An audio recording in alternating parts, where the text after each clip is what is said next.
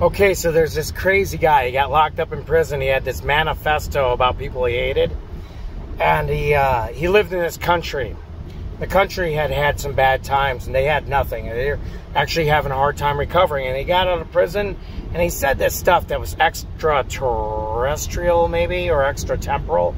I'm not quite sure where he got it from. I think it was a eugenics movement, like, white people with blonde hair and blue eyes are perfect people, and those people are not our people.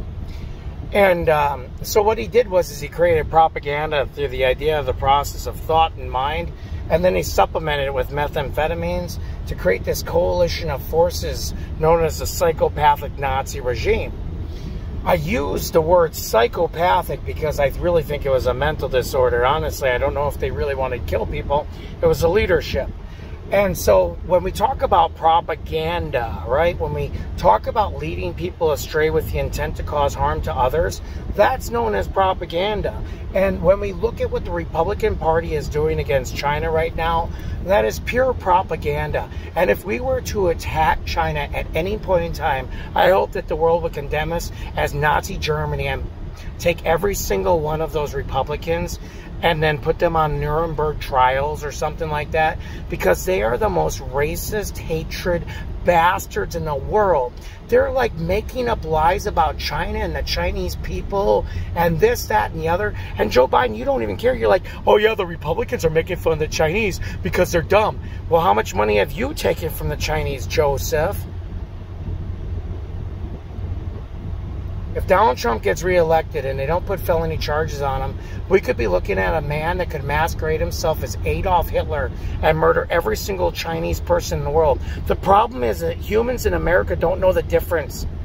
So they would murder Hmongs and Vietnamese people and Cambodians and all sorts of good people, South Koreans, North Koreans, Japanese.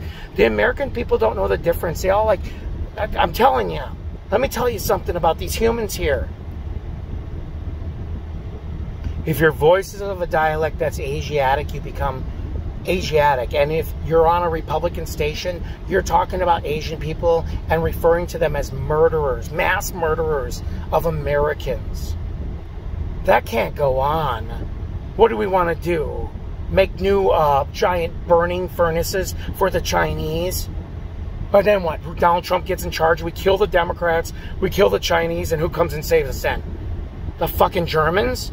That would be ironic, wouldn't it? The Germans save us.